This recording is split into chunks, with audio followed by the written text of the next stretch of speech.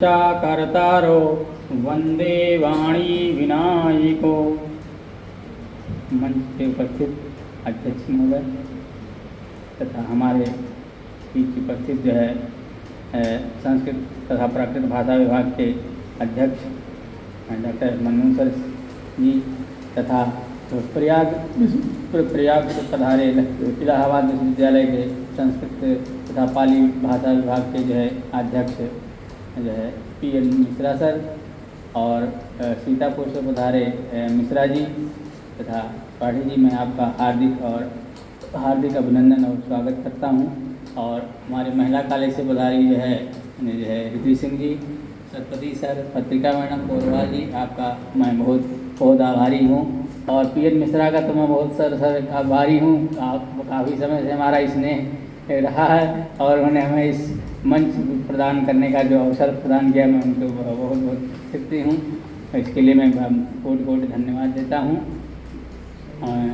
तो आज का विषय जो है विलियम शेक्सपियर के कृतित्व में जो है कालिदास के प्रभाव विषय पर जो हमारा जो है ये व्याख्यान है। तो आइए हम लोग इस पर चर्चा करते हैं। तो काव्य में शाश्वत सत्य की छाप इसकी अमरता की सर्वश्रेष्ठ कसौटी है। आज से हजारों वर्ष पूर्व उत्पन्न साहित्य के आदि गुरु वाल्मीकि, व्यास, होमर, वर्जिल, दांते आदि महाकवियों की विराट कल्पना आज भी मानव के हृदय के तारों को झंकृत कर देती है।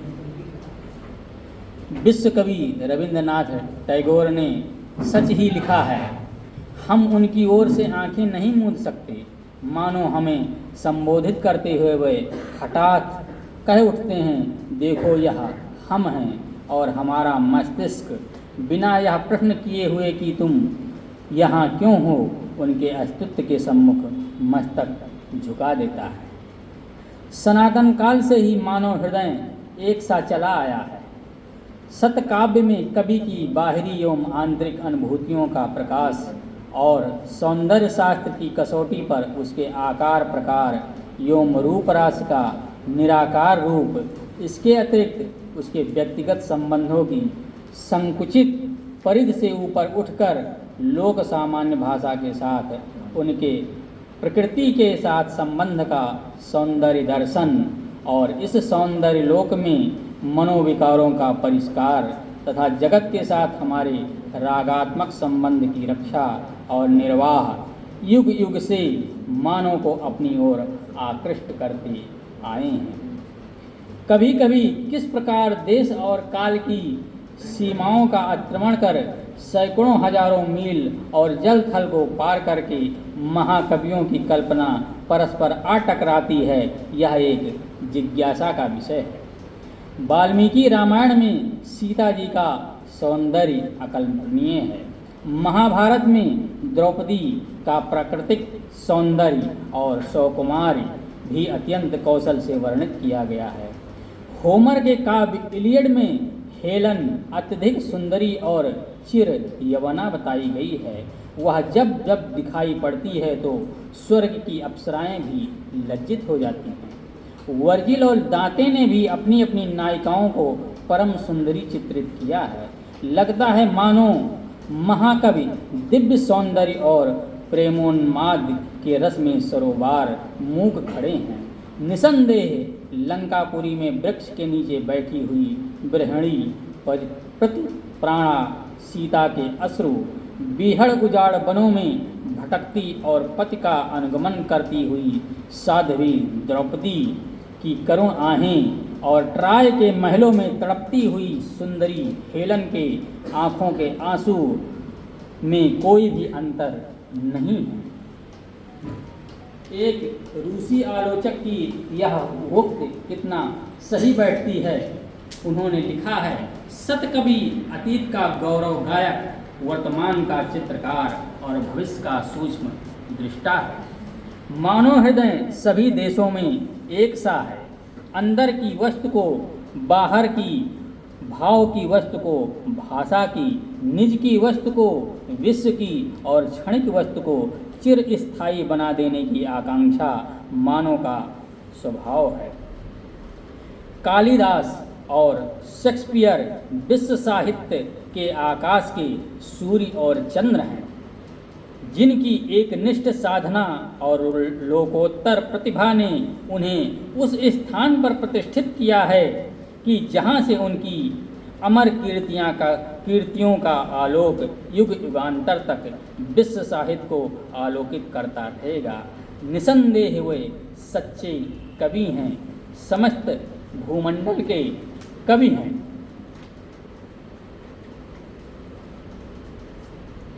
यद्यपि इन दोनों के संबंध में अभी तक अधिक ज्ञात नहीं है, तथापि इतना तो निर्विवाद रूप से सत्य है कि उनका अधिकांश जीवन गरीबी, अपमान और संघर्षों में बीता। मानो सांसारिक थपेड़ों का आघात सहते सहते उनका चित्त जीवन की एक रास्ता से ऊब गया था और इन विषम परिस्थितियों में भी उन्होंने आनंद की सृष्टि करने का निश्चय कर लिया था। और आज हम लोग थोड़े से परेशानी आने पर विचलित हो जाते हैं, और आप अनुभव करिए उनके साथ जब अपमान हुआ था, गरीबी में कितनी में उन्होंने विचलित ना होते हुए भी किस तरह साधना करके इस स्थान पे प्रतिष्ठित हुए हैं। अमेरिकन इतिहासकार गेटे के शब्दों में अतृप्त ही ज्ञान की जननी है। नियति मनुष्य को पार्थिव सुख संपद से संतुष्ट रखना चाहती है, किंतु जो मनुष्य हैं वे उससे तृप्त ना होकर सदा उन्नतर एवं उच्चतर वस्तु पाने की चेष्टा करते रहते हैं। बहुत कुछ प्राप्त कर लेने पर भी जिस अभाव का अनुभव हम लोगों को पीड़ित करता है, उसकी सहायता से ही वे एक दिन सुंदरतम और साक्षात प्राप्त करते हैं। कहना ना होगा कि इन दोनों कला कोविदों की उदात्त भावनाओं एवं सौंदर्य पिपासु दृष्टि ने उनकी अमर कीर्तियों को जीवन और प्रकृति के संश्लिष्ट चित्रों से सुसज्जित कर दिया है तथा दिक दिगंत तक प्रोद्भासित कर देने वाली उनकी विलक्षण प्रतिभा और विशाल व्यक्तित्व ने समस्त दिशाकाश के अणुपरमाणुओं तक को महान बना दिया है। अब महाकवि कालिदास के समय के विषय में बहुत भ्रांतियां हैं। इनको कई राजाओं के शासन काल में जोड़ करके देखा जाता है, परंतु भविष्य पुराण में के अनुसार जो है ये विक्रम संवत के प्रवर्तक विक्रमादित्य के शासन काल के ये उनके राज के कवि थे, जो आजकल जो है मालवा क्षेत्र जो है जहाँ पर है वो उस समय अवंती राज्य हुआ करता था, जहाँ पर ये राज्य करते थे, और जहाँ पर महाकाल विराजते हैं वो उज्जैन उनकी राजधानी हुआ करती थी। उन्हीं के ये संरक्षक कवि थे। और आज तक पिछले 2000 सालों में 14 विक्रमादित्य हो चुके हैं। ये विक्रमादित्यों ने उपाधियां धारण की हैं।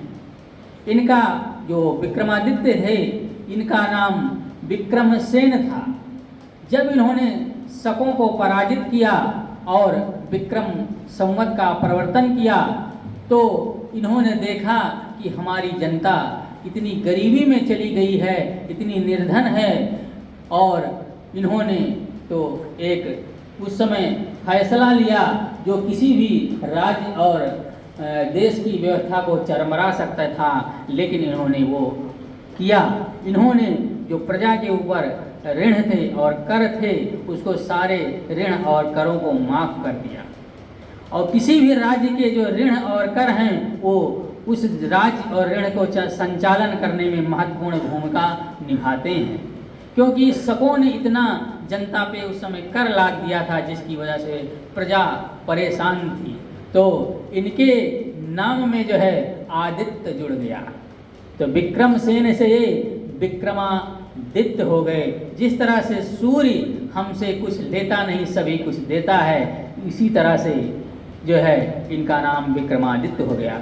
और हमारे इतिहासकारों ने इनका हमारे इतिहास की पुस्तकों में बहुत कम जगह ही उल्लेख होता है, बहुत ही कम जगह उल्लेख होता है। इनकी ऐसे ऐसे हमारे राजा हुए हैं जिनका जो है कहीं नामो निशान तक नहीं है। और पिछले जो है 2000 सालों में जो विक्रमादित्य की उपाधियाँ, तो यही ये परंपरा चली आई कि जो ये कार्य करेगा, जो भावी कर और ऋण माफ कर देगा, वो विक्रमादित्य की उपाधि धारण करेगा। और धारण ही नहीं कर उपाधि धारण किया, उन्होंने जो उस सभा के जो नवरत्न थे उन्हीं के नाम से नवरत्न भी रखे। तो 14 कालिदास, 14 अमर सिंह, इस तरह से ये पूरी श्रृंखला चली आई है कि 14। तो इसमें जो है राजा हाल हुए, इन्होंने विक्रमादित्य की उपाधि धारण की। फिर जो गुप्तकालीन शासक थे चंद्रगुप्त द्वितीय, इन्होंने विक्रमादित्य की उपाधि धारण की। राजा शूद्रक हुआ, इन्होंने विक्रमादित्य की उपाधि धारण की। फिर जो है जिसने पुलकेशन द्वितीय को हराया था, हर्षवर्धन पुष्यभूत वंश का शासक था, वो हर्ष, उसने विक्रमादित्य की उपाधि धारण की।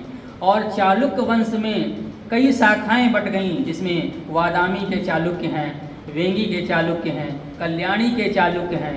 इनमें भी 7 राजा हुए जिन्होंने विक्रमादित्य की उपाधियां धारण की हैं।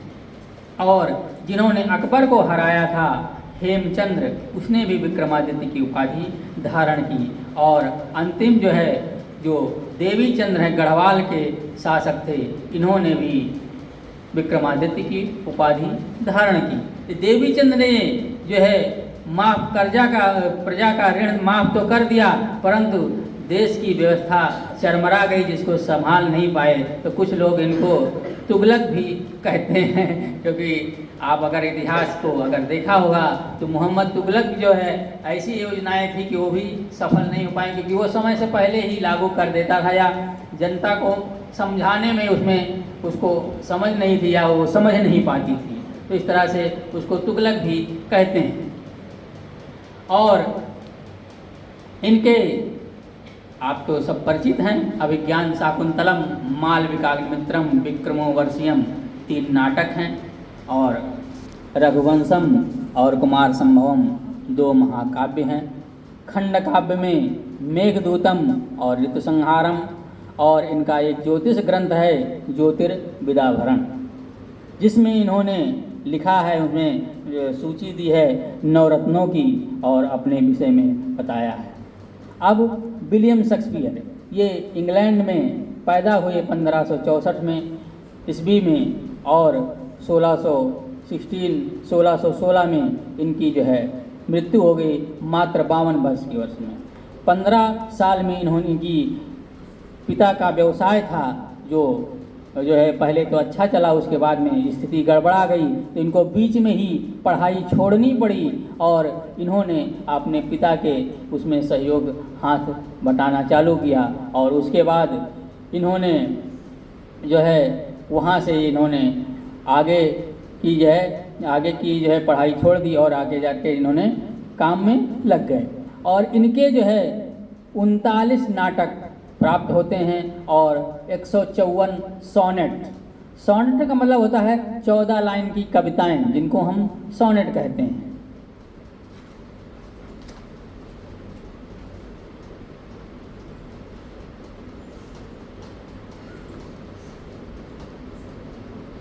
कालिदास और शेक्सपियर दोनों की विशेषता है कि उनके नाटक और जीवन चित्रों की सूक्ष्म विविधताओं से ओतप्रोत अंतर्मुखी एवं बहिर्मुखी प्रवृत्तियों का दिग्दर्शन कराने वाले और सत साहित्य के आदर्श तत्वों से परिपूर्ण हैं। उनके भीतर कवि एवं कलाकार अपनी साधना के समग्र समारोह के साथ विराजमान है, और दार्शनिक चिंतन, गहन अनुभूति एवं अद्भुत व्यक्ति शक्ति के साथ साथ कोमल भावनाओं का आवेश इतनी भव्यता के साथ अनुसूयित हो रहा है कि साहित्य पारखी आश्चर्य भरी मुद्रा से आवाक देखता रह जाता है। शताब्दियों की लंबी खाई को लांघकर आज भी कालिदास और शेक्सपियर की तरुणियाँ उस भांति प्रेम की आग में जल रही हैं, उत्फुल्ल हो रही हैं और अश्रुओं में मुस्कुरा रही हैं।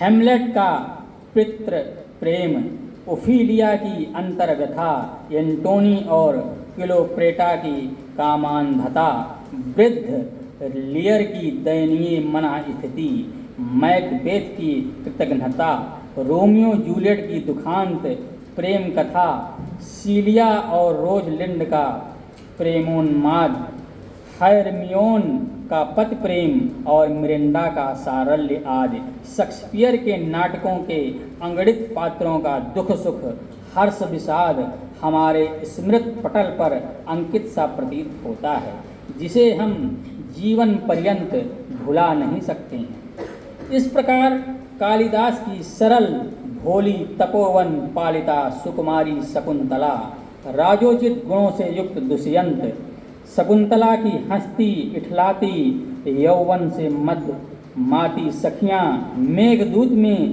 प्रियतमा की विरह व्यथा से पीड़ित यक्ष, मालविकाग्निमित्र में मालविका की उपासना में निरत अग्निमित्र, विक्रमोर्वशीयम में उर्वशी के वियोग में विलाप करते हुए पुररवा, रघुवंश में इंदुमती के प्रेम में उन्मत्त अज, कुमार संभव में अपने स्वामी कामदेव की विरह ज्वाला में झुलसती रति, आदर्श शासक दिलीप, शिव मैना, पार्वती, कार्तिकेय आज सभी हमारे नेत्रों के समक्ष बिल्कुल सजीव से चलते फिरते नजर आते हैं।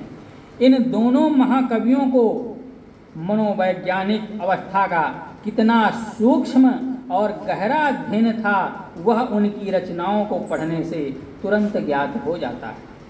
मानव स्वभाव के पारखी होने के साथ ही साथ जीवन की अनेक रूपता के भी सूक्ष्म दृष्टा थे और असुंदर में भी अपनी स्वाभाविक प्रवृत्ति के कारण सौंदर्य एवं सौकुमार की कल्पना करते थे। प्रकृति की साधारण से साधारण वस्तु भी उन्हें अत्यंत रहस्यमयी और अर्थपूर्ण दृष्टिगत होती थी। प्रत्युत उनकी दृष्टि ही ऐसी थी जो बाह्य आवरण पर न अटक कर वस्तु के अंतराल को भेदने का प्रयास करती थी।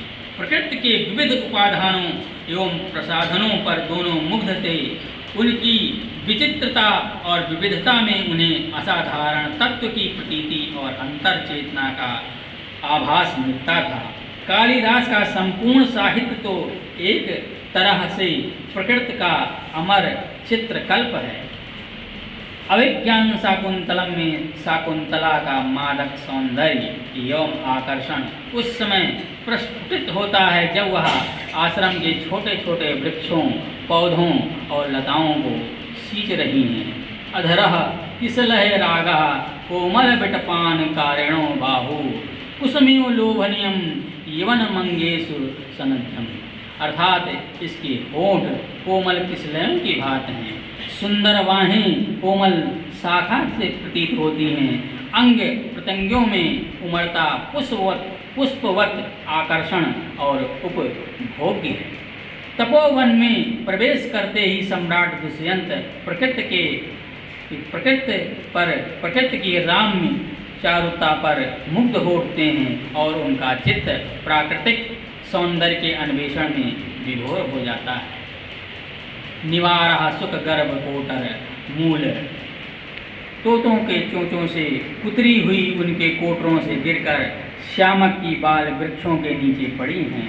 यत्र तत्र इगुदी फल पीसने की चिकनी शिलाएं रखी हैं। मृग मनुष्यों से ऐसे परख गए हैं कि उनकी आहट से भी वो नहीं भागते हैं। नदी से पगडंडियों तक भीगे वलकल पत्रों से पानी के बूंदे टपक टपक कर गिरने से कैसी रेखाएं बन गई हैं। शकुंतला को प्रतिग्रह के लिए विदा करते हुए न केवल महेश कणव, सखियाँ और आश्रमवासी भी विकल हैं, वरन सारी प्रकृति ही दुखी और आंसू बहाती सी प्रतीत होती है। स्थावर जंगम सभी स्नेह कातर हैं। उद्गलित दर्भ कबला मृगयः परित्यक्त नर्तना मयूरः अपसृत्र पांडुपत्रा मुच्यंत सुणीव लता। हिरण शोक में चरना छोड़ दिए हैं, मुंह से घास उगल रहे हैं, मोरों ने नाचना छोड़ दिया है। लता पीले पत्ते गिराकर मानो आंसू बहा रही हैं। विक्रमोर्वशीय में पुरुरवा अपनी प्रियतमा उर्वशी की खोज में पागल सा घूम रहा है। वर्षाकालीन मेघ नभ में छाए हैं, चारों ओर बिजली कौंध रही है, हवा जोरों से बह रही है, पक्षी बोल रहे हैं जो पुरुरवा के व्यथित हृदय को और भी संतप्त बना रहे हैं। विद्युत लेखा कनक रुचिरम श्रीवितानम ममाभ्रम व्यधूयन्ते नुचुल तारु भी मंजरी चामराणी। धर्मच्छेदात पटुतर गिरो वदिनो नीलकंठा। धाराहरोप नयना परा नयन माह सानुमंता। विद्युत रूपी स्वर्ण रेखाओं से मंडित यह मेघ मेरे सिर पर राज छत्र सा छाया है। सुगंधित मंजरियों से लदे निचुल वृक्ष हिलते हुए चवर डुलाते से प्रतीत होते हैं। गर्मी का ताप कम होने के कारण मधुर स्वर में बोलने वाले मयूर मागधों और चारणों की होड़ कर रहे हैं और जलप्रपातों से झरती हुई बूंदों के मुक्ताहार को भेंट करती हुई पहाड़ियाँ प्रजा की भांति मेरा अभिनंदन करती सी जात होती हैं। इसी प्रकार रघुवंश, कुमार संभव, मालविकाग्निमित्र आदि ग्रंथों में इस महाकवि की प्रकृति के साथ तदात्म भावना परिलक्षित होती है और उनकी कल्पना प्राकृतिक सौंदर्य से परिप्लावित हो छलकती हुई उमड़ पड़ती है।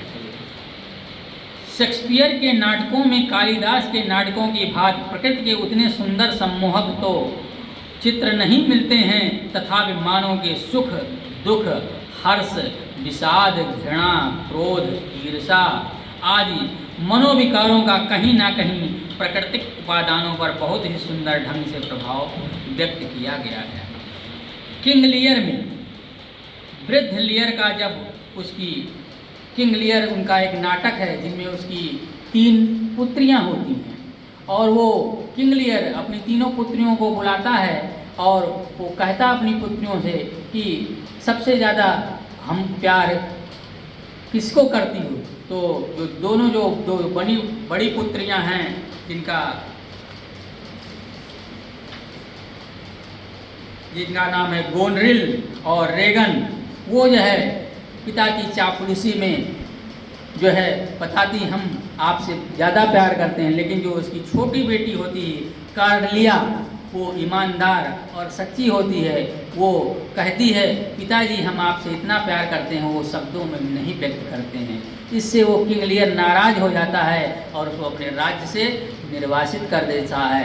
और किंग लियर वो पुत्रियों को, जो 2 पुत्रियां उसकी बड़ी हैं रेगन और गोनरिल, वो जो है राज्य आधा आधा उनको बांट देता है। कुछ दिन तक तो सही रहता है, उसके बाद वो अपना जो है रूप रंग ठिकाना चालू कर देती हैं और एक दिन जो है रात में तूफानों के बीच में उसको अपमानित, अपने वृद्ध पिता को अपमानित करके जो है महलों से बाहर निकाल देती हैं। तो किंग लियर का जब उनकी पुत्रियों द्वारा अत्यधिक अपमान होता है और वह अपनी असहाय असमर्थ जर्जरा अवस्था में भीषण तूफान आंधी कड़कती बिजली में घर से बाहर निकाल दिया जाता है, तो उसके मस्तिष्क में भी विचारों का कम तूफान नहीं उठता। उसके हृदय में भी भयंकर उथल पुथल है, कसक है, पीड़ा है, अंतर्वेदना मची है, बाहरी तूफान और उसके अंतर में उठते हुए विचारों के तूफान में आश्चर्यजनक सादृश्य है। लियर क्रोधावेश में प्रकृति की भीषण उग्रता का सामना करता हुआ टकराता, भागता, लड़खड़ाता, संघर्ष करता, सिर के बाल नोचता, विक्षिप्त सा भागा जा रहा है। उसे तूफान से किंचित भी भय नहीं है, घबराहट और परेशानी भी नहीं है। मानो जीवन की मोहाशक्ति से वह ऊपर उठ चुका है। वह तूफान और आंधी को संबोधन करते हुए कहता है, हवाओं बहो, खूब जोर से बहो, अपनी उग्रता से सारी पृथ्वी को समुद्र में डुबो दो, अथवा समुद्र की लहरों को पृथ्वी पर फैला दो।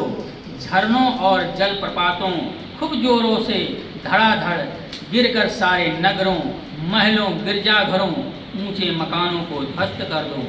ओ कड़कड़ाती चमचमाती बिजली, अपने पूरे वेग से नीचे उतरकर मेरे सफ़ेद बालों को जला डाल, सृष्टि के असंख्य पदार्थों को भस्मसात कर दे और उन तत्वों को नष्ट भ्रष्ट कर दे जो कृतघ्न व्यक्तियों का निर्माण करते हैं।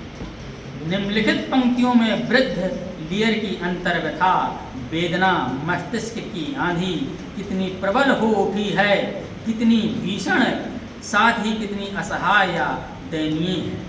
आगे वो बोलता है, कहता है, मेघों खूब पेट भर कर बरसो, बिजली चमकाओ, शोले फेंको, वर्षा, वायु, बिजली और अग्नि, तुम मेरी पुत्रियां नहीं हो जो मैं तुम्हारी शिकायत करूंगा, तुम्हारी निर्दयता, कठोरता का उलाहना दूंगा। मैंने तुम्हें अपना राज्य नहीं सौंपा, पुत्र पुत्री कहकर नहीं पुकारा, तुम मेरे प्रति कृतज्ञ नहीं हो, अतएव अपनी दुर्दम्य इच्छाओं को पूर्ण करो। मैं निर्धन, क्षीण, दुर्बल, दरिद्र और सभी से परित्यक्त बूढ़ा तुम्हारी सेवा में सिर झुकाए खड़ा हूँ। मुझे अपने कठोर आघातों से कुचल डालो, चकनाचूर कर दो, किंतु हाँ, इतना तो कहूँगा कि तुम भी मेरी दृष्ट नीच कृतघ्न लड़कियों का साथ दे रहे हो, उनके दुष्कृत्यों को संपन्न कराने में सहायक बन रहे हो। ओह, यह सब कितना अनुचित है। मेरे सफ़ेद सिर पर तो कुछ दया करो। एज यू लाइक इट में आर्डन के वन्य प्रदेश का उल्लासमय वातावरण, वहाँ की उपस्थिति व्यक्तियों के मन को प्रभावित करता है और उनके मनोवेगों को उत्तेजना प्रदान करता है। हेमलेट में ओफेलिया की विक्षिप्तावस्था के साथ साथ नदी, झरने, जल और आसपास का समस्त प्राकृतिक वातावरण भी क्षुब्ध और अस्त व्यस्त दिखाई देता है। कहने की आवश्यकता नहीं कि इन दोनों महाकवियों में प्रकृति के बाह्य उपकरणों में जीवन की अनुभूति के आभास पाने की प्रतिभा निसर्ग सिद्ध थी और साधारण से साधारण, तुच्छ से तुच्छ मनुष्यों के रात दिन के उपयोग में आने वाले पदार्थों के मर्म में बैठ कर वे जीवन के रहस्यमय सत्य का अन्वेषण किया करते थे।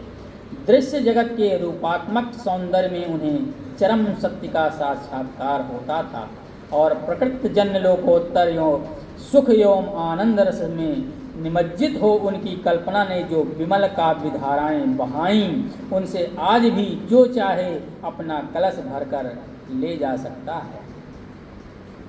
उपमा कालिदासस्य यह सूक्ति प्रसिद्ध है।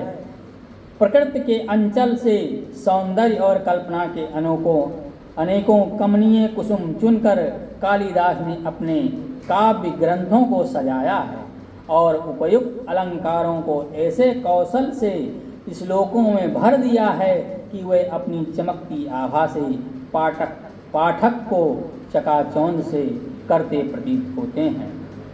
रसों में प्रायः उन्होंने श्रृंगार रस को प्रमुखता दी है। सैकड़ों वर्ष बीत जाने पर भी जो आज संस्कृत कवियों में कालिदास की महत्ता सर्वाधिक है, उसका विशेष कारण है उनका भाव सारल्य और भाषा का माधुर्य।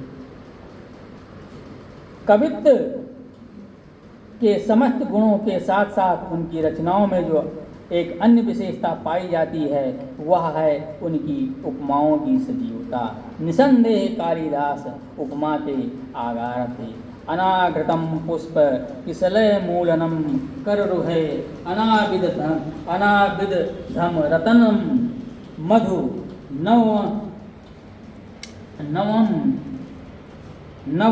नवम नास्वादिरसम अखंड पुण्यानाम फलम्यूचा। अर्थात शकुंतला उस पुष्प की भांति है जो कभी सूंघा नहीं गया। उस कोमल किसले कैसा दृश्य है जो कर स्पर्श से मलिन नहीं बनाया गया। अनबेंधे रत्न की भांति है, ना चखे हुए नवीन मधु की तरह और पुण्यों के अखंड फल के सादृश है। कालिदास की उपमाएं इतनी व्यंजक रस छलकाती और स्वतः स्फूर्त हैं कि पढ़ने वाले को ऐसा भान होता है मानो वह उनकी कल्पना से उत्पन्न न होकर अनायास ही किसी अज्ञात लोक से आ गई हैं और स्वतः उन्होंने काव्य ग्रंथों में अपना स्थान बना लिया है। शेक्सपियर की उपमाओं में कालिदास की उपमाओं की वह ताजगी, यथार्थता और नूनता कहाँ, तथापि कहीं कहीं उनके नाटकों में भाव व्यंजना बहुत सुंदर और अनूठी हुई है। किंग लियर में लियर अपनी ज्येष्ठ पुत्री गोनरिल के दुर्व्यवहार पर आश्चर्य प्रकट करता हुआ कहता है, तू मुझसे उत्पन्न पुत्री नहीं वरन मेरे रक्त की विकृत है, व्याधि है, फोड़ा है, सड़ा और दुर्गंधित घाव है, पीयू भरा जख्म जो मेरे मांस में उत्पन्न हो गया है। क्षण भंगुर जीवन की निरर्थकता की उपमा देते हुए शेक्सपियर ने लिखा है, जीवन चलती छाया है उस बेचारे गरीब अभिनेता की भांति जो कुछ घंटे रंगमंच पर अपनी तड़क भड़क दिखाकर विस्मृत के गर्त में समा जाता है। उस मूर्ख पागल की व्यर्थ बकवास है जिसमें ना कोई सार है ना तत्व है। शेक्सपियर के टेम्पेस्ट और कालिदास के शकुंतला नाटक में बहुत कुछ सामने मिलता है। जिस प्रकार अप्सरा मेनका की पुत्री होते हुए भी शकुंतला का नागरिक जीवन से दूर तपोवन में लालन पालन होता है, उसी प्रकार मिरांडा भी राजकुमारी होकर अपने निर्वासित पिता के साथ एक निर्जन एकांत द्वीप में निवास करती है। दोनों ही परम पवित्र भोली सरल बालिका हैं, छल कपट से दूर, सांसारिक बातों से अनभिज्ञ। शकुंतला राजा दुष्यंत को देखते ही उसके अटूट प्रेम में बंध जाती है। कीना सलबिमं प्रेक्षि तपोवन विरोधिनो विकारस्य गमनीयास्मि संवृतः। इस पुरुष को देख क्यों मेरे मन में तपोवन विरोधी बातें उत्पन्न हो रही हैं। मिरांडा भी राजकुमार फर्डिनेंड के रूप गुण और पुरुषोचित सौंदर्य पर मुग्ध हो जाती है। ओ यह कैसा दिव्य रूप है, ऐसा सौंदर्य तो मैंने कभी नहीं देखा। शकुंतला और मिरांडा, दुष्यंत और फर्डिनेंड की प्रेम पद्धति में भी बहुत कुछ समानता है। यौवन के उद्दाम द्वार में प्रथम दृष्ट विनिमय में ही चारों के हृदय में पवित्र प्रेम की गंगा प्रवाहित होने लगती है और उस दिव्य रस प्रवाह में उनका अणु अणु परिप्लावित हो उठता है। दुष्यंत और फर्डिनेंड दोनों ही रनवास की चपल सुंदरियों से इन भोली निष्कपट बालिकाओं को अधिक पसंद करते हैं और उनसे गांधार विवाह कर लेते हैं। किंतु कहीं कहीं मिरांडा की सरलता और शकुंतला का रोमांस औचित्य की सीमा का उल्लंघन कर गया है। ऐतिहासिक दृष्टिकोण से कालिदास और शेक्सपियर के नाटकों को कसौटी पर कसने पर और भी उनकी उपादेयता सिद्ध होती है। दोनों इनने ऐतिहासिक कथावस्तु की अपेक्षाकृत उत्कृष्ट एवं संग्रहणीय बना दिया है। कालिदास ने दुष्यंत के प्रसंग में अंगूठी का आख्यान डालकर अपने नाटक में जान फूंक दी है और राजा दुष्यंत को भी विश्वासघात के दोष से मुक्त कर दिया है। इस प्रकार शेक्सपियर ने भी इतिहास के खुले खजाने से अनमोल रत्न चुनकर अपने नाटकों की कथावस्तु को ऐसे कौशल से प्रस्तुत किया है कि उनका महत्व और दुगुना हो जाता है। कालिदास ने अपनी अमर कलाकृतियों द्वारा समस्त संस्कृत साहित्य को एक नवीन दिशा की ओर उन्मुख किया। उनमें नई अंतर चेतना भरी और अपनी अपूर्व कला, मर्मज्ञता, सूक्ष्म अंतर्दृष्टि तथा नाट्य साहित्य की परिधि को व्यापक और महत्वपूर्ण बनाया। महाकवि शेक्सपियर की लेखनी में भी ऐसी ही अद्भुत शक्ति थी जिसका कि व्यापक प्रभाव उनके परवर्ती साहित्य एवं समाज पर बराबर पड़ता रहा। यद्यपि उनके समय के अनेक कलाकार Marlowe, Webster, Ben Jonson, Fletcher और डेकर आदि ने भी पर्याप्त प्रसिद्धि प्राप्त की थी, परंतु शेक्सपियर का व्यक्तित्व इतना विशाल और जटिल तथा उनकी प्रतिभा इतनी बहुमुखी थी कि उनके प्राकाट्य ने अंग्रेजी इतिहास के गौरवमय अध्याय का पृष्ठ खोलकर विश्व के सम्मुख एक आश्चर्य समुपस्थित कर दिया। सचमुच यूरोप में शेक्सपियर के नाटकों की महत्ता बेजोड़ है।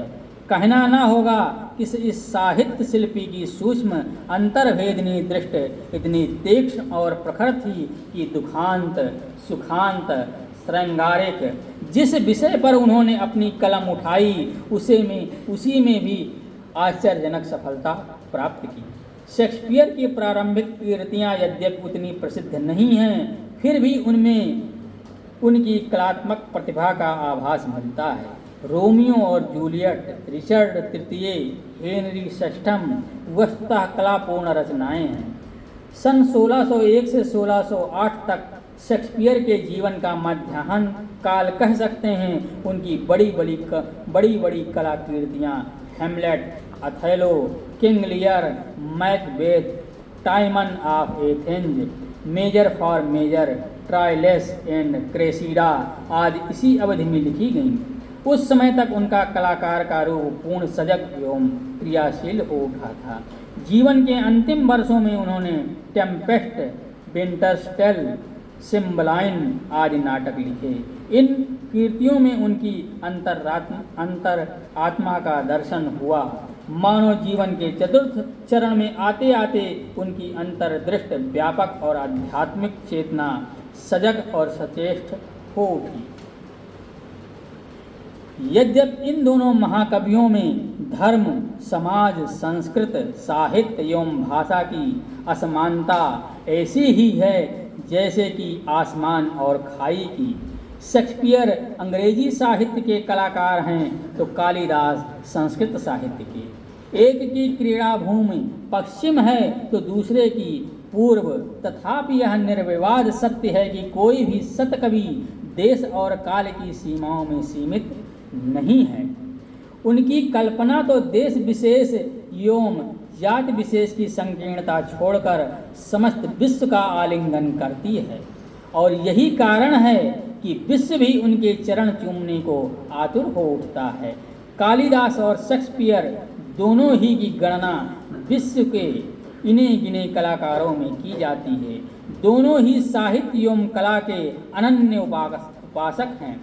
दोनों ने ही जीवन के सार्वभौम सार्वजनीन चित्र प्रस्तुत किए हैं। शेक्सपियर ने अपने को फैलाया है, कालिदास ने अपने को केंद्रित किया है। दोनों ने ऐसे चरित्रों की सृष्टि की है जिनमें सूक्ष्म चरित्र, विकास एवं मानव अंतर द्वंद्व का आभास मिलता है। कालिदास की नारी सौंदर्य एवं सौकुमार की उपासना में निरत हैं। शेक्सपियर ने नारी हृदय का अंतर द्वंद्व अत्यंत सूक्ष्मता से दर्शाया है। कहीं वह स्नेह कातर वात्सल्यमयी नारी है तो कहीं सहजात प्रवृत्तियों द्वारा परिचालित कठोर नारी। अथेलो में सुंदरी डेस्डेमोना अंत तक अपने क्रूर पति को प्यार करती है। वह अपनी सेविका एमला से कहती है, मेरा प्रेम इतना अंधा है कि मैं उनके दोष, क्रोध, निर्ममता, क्रूर प्रहार सभी कुछ हंसते हंसते सहन कर सकती हूँ, और मरते दम तक वह अपने हत्यारे पति का पक्ष लेती है और उसे अपनी हत्या के अपराध से मुक्त कराने के लिए कहती है, इन्होंने नहीं, मैंने स्वयं अपनी हत्या की है।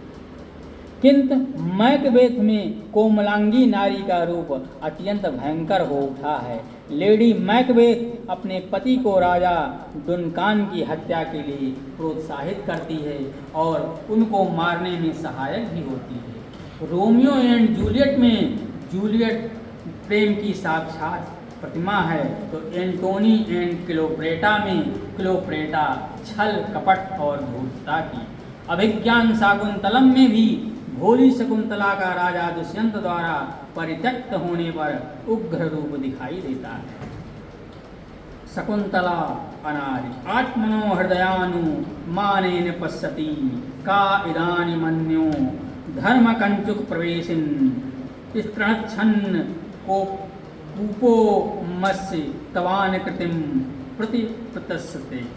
शकुंतला क्रोध में भरकर कहती, हे नारी, तुम अपना सा कुटिल हृदय सबका जानते हो, तुम सा धूर्त कौन होगा जो घास फूस से ढके हुए कुएं की भांति धर्म का भेष बनाए रखते हो।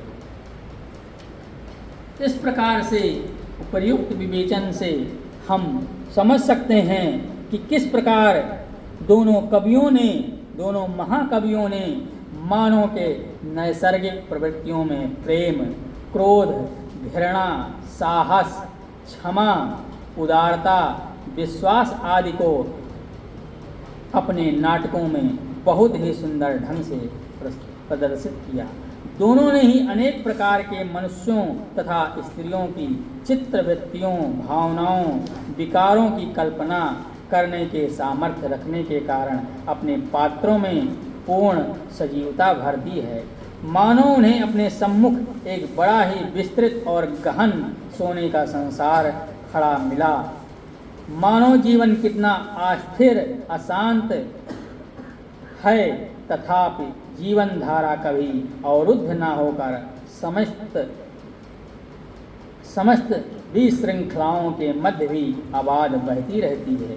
उनकी कीर्तियों के मूल में भी ठीक यही प्रेरणा हमें प्राप्त होती है। कहना यह उचित होगा कि उनकी रचनाएं विभिन्न जीवन चित्रों के वास्तविक दर्पण हैं, जिनमें संपूर्ण मानव जीवन की झांकी मिलती है। कालिदास और शेक्सपियर दोनों ही में विलक्षण प्रतिभा है और उनकी रचनाओं का क्षेत्र इतना विशद एवं विविधता से पूर्ण है, तथा उनमें इन महाकवियों के व्यक्तिगत अनुभव के इतने विचित्र और रंगीन चित्र भरे पड़े हैं कि उनके ज्ञान के अक्षर भंडार को देखकर दांतों तले उंगली दबानी पड़ती है।